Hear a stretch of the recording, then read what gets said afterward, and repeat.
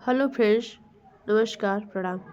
मैं रागनी आप सभी का प्रभाकर एकेडमी में स्वागत करती हूँ। फ्रेंड्स, हम लोग बाल विकास पढ़ रहे थे, जिसमें से हम लोगों ने बाल विकास से रिलेटेड थ्योरीज पर तो डिस्कशन कर लिया है। अब उससे रिलेटेड हम लोग क्वेश्चन और आंसर पर डिस्कशन कर रहे हैं। अगर आप लोग किसी भी स्टेट से टीचिंग का एग्ज़ाम देने जा रहे हैं तो ये वीडियो आप लोगों के लिए मोस्ट यूज़फुल होने वाला है। तो आप लोग वीडियो को स्किप ना करते हुए एक एक पॉइंट ध्यान से देखिएगा। तो चलिए फ्रेंड्स, स्टार्ट करते हैं। अगर आप लोग इससे पहले की वीडियो नहीं देखे हैं तो प्रभाकर एकेडमी ज्वाइन करके प्लेलिस्ट में सारी वीडियो पड़ी है, आप लोग एक एक करके देख सकते हैं। तो चलिए स्टार्ट करते हैं। पहला क्वेश्चन है, सामूहिक अचेतन का संप्रत्यय द्वारा दिया गया था। तो किसके द्वारा दिया गया था? फर्स्ट ऑप्शन है पावलोव द्वारा, सेकेंड ऑप्शन है स्किनर द्वारा, और थर्ड ऑप्शन है फ्रायर द्वारा, और फोर्थ ऑप्शन है युंग द्वारा। तो सही ऑप्शन हो जाएगा युंग द्वारा जो है सामूहिक अचेतन का संप्रत्यय दिया गया था। दूसरा क्वेश्चन है, बुद्धि परीक्षण में एक 16 वर्षीय बच्चा 75 अंक प्राप्त करता है तो उसकी मानसिक आयु होगी। फर्स्ट ऑप्शन है 12 वर्ष, सेकेंड ऑप्शन है 8 वर्ष, थर्ड ऑप्शन है 14 वर्ष, और फोर्थ ऑप्शन है 15 वर्ष। तो सही ऑप्शन हो जाएगा 12 वर्ष। आईक्यू ज्ञात करने का सूत्र होता है फ्रेंड्स, मानसिक आयु बटा के वास्तविक आयु गुणे में 100 होता है। तो इस फार्मूले से हम लोग मानसिक आयु जो है बच्चे का ज्ञात कर सकते हैं। तीसरा है, सीखने के वक्र किसके सूचक हैं? फर्स्ट ऑप्शन है सीखने की प्रगति के सूचक हैं, दूसरा सीखने की मौलिकता के सूचक हैं, तीसरा सीखने के गत्यात्मक स्वरूप के सूचक हैं, और चौथा ऑप्शन है सीखने की रचनात्मक के सूचक हैं। तो सही ऑप्शन हो जाएगा ऑप्शन नंबर 1, सीखने की प्रगति के सूचक हैं, यानी कि सीखने के वक्र जो होते हैं सीखने के प्रगति के सूचक होते हैं। जो वक्र होते हैं फ्रेंड्स सीखने के प्रगति के सूचक होते हैं। तो ऑप्शन नंबर 1 सही हो जाएगा। क्वेश्चन नंबर 4 है, विकासात्मक कार्य के प्रत्यय के प्रतिपादक थे। फर्स्ट ऑप्शन है हॉलिंगवर्थ, दूसरा ऑप्शन है हैवी धर्स्ट, तीसरा है जीन पियाजे, और चौथा है हॉल। तो सही ऑप्शन हो जाएगा हैवी धर्स्ट जो विकासात्मक कार्य के प्रत्यय के प्रतिपादक थे। तो यानी कि दूसरा ऑप्शन सही हो जाएगा। क्वेश्चन नंबर 5 है, जी वालस के अनुसार सृजनात्मक चिंतन का प्रथम चरण होता है। पहला ऑप्शन है उद्भवन, दूसरा है उद्भाषण, तीसरा है मूल्यांकन, और चौथा है उपक्रम। तो सही ऑप्शन हो जाएगा उपक्रम जो है जी वालस के अनुसार सृजनात्मक चिंतन का प्रथम चरण होता है उपक्रम। अगला ऑप्शन है अगला क्वेश्चन है, छठा नंबर का क्वेश्चन है कि वुडवर्थ के अनुसार स्मृति का आयाम नहीं है। पहला ऑप्शन है धारण, दूसरा है पुनः स्मरण, तीसरा है पहचानना, और चौथा है तर्क करना। तो सही ऑप्शन हो जाएगा तर्क करना जो है वुडवर्थ के अनुसार स्मृति का आयाम नहीं है, यानी कि तर्क करना स्मृति में शामिल नहीं होता है। तो चौथा ऑप्शन जो है फ्रेंड्स सही हो जाएगा। क्वेश्चन नंबर 7 है कि शिक्षक द्वारा कक्षा में डांट पड़ने पर छात्र यदि घर आकर अपनी छोटी बहन पर गुस्सा करता है तो यह किसका उदाहरण बनता है? पहला ऑप्शन है विस्थापन का, दूसरा है उदात्तीकरण का, तीसरा है रूपांतरण का, और चौथा है प्रतिक्रिया निर्माण का। तो सही ऑप्शन हो जाएगा विस्थापन का। यदि स्कूल में डांट पड़ने पर कोई बच्चा आके अपनी छोटी बहन को मारता है, यानी कि अपना गुस्सा जो है अपनी छोटी बहन पे विस्थापित कर देता है, तो इस अनुरूप से ऑप्शन नंबर 1 सही हो जाएगा, यानी कि विस्थापन सही हो जाएगा। क्वेश्चन नंबर 8 है कि निम्नलिखित में से कौन सा कथन सही नहीं है। पहला ऑप्शन है वंशानुक्रम माता पिता के से संतान में गुणों का संचरण करती है, सही बात है। दूसरा ऑप्शन है विकास प्राणी और उसके पर्यावरण की आंतरिक पर्यावरण की अंतःक्रिया का परिणाम है। और ऑप्शन है वंशानुक्रम व्यक्ति की जन्मजात विशेषताओं का शोधन है। और चौथा ऑप्शन है माता पिता की शारीरिक और मानसिक विशेषताओं का संतानों में संचरित होना वंशानुक्रम है। तो सही ऑप्शन हो जाएगा ऑप्शन नंबर 3, वंशानुक्रम व्यक्ति की जन्मजात विशेषताओं का शोधन है।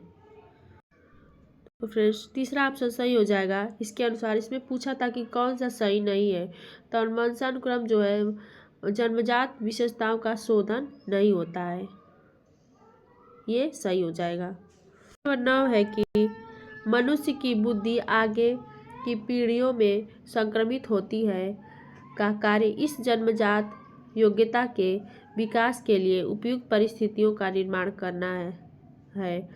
इसमें फर्स्ट ऑप्शन है कि फर्स्ट ऑप्शन है क्षेत्र, दूसरा है मौसम, और तीसरा है वातावरण, और चौथा है जलवायु। तो सही ऑप्शन हो जाएगा वातावरण का जो है सबसे ज़्यादा इफेक्ट पड़ता है, तो ऑप्शन नंबर तीसरा सही। क्वेश्चन नंबर 10 है कि सामान्य से विशेष की तर्क की प्रक्रिया निम्न में से कौन सी पद्धति है।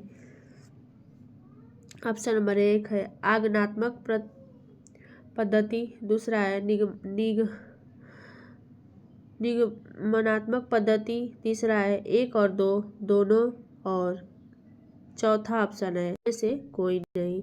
तो सही ऑप्शन हो जाएगा फ्रेंड्स निगमनात्मक जो है सामान्य से विशेष की ओर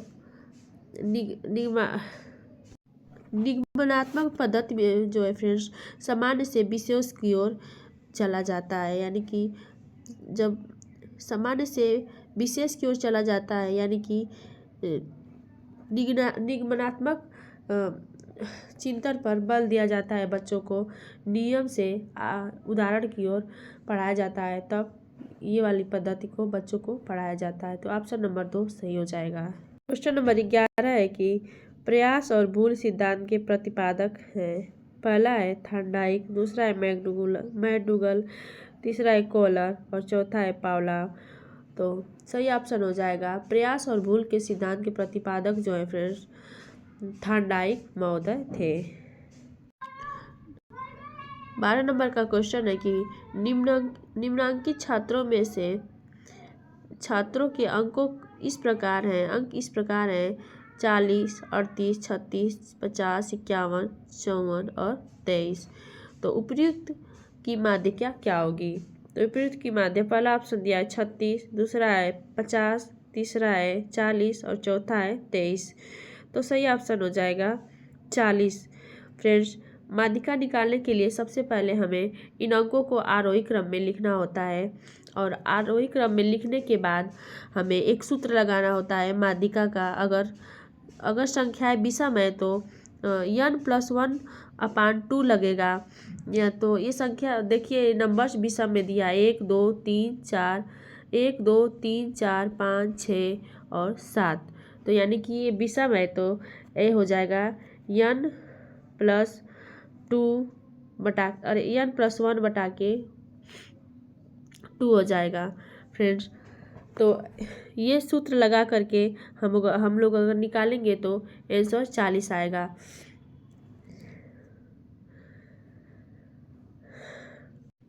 अगर सम संख्या होती है यही नंबर्स फ्रेंड्स, अगर सम संख्या होती तो यहाँ पे हम लोग दूसरा सूत्र लगाते जो है वो होता n/2 +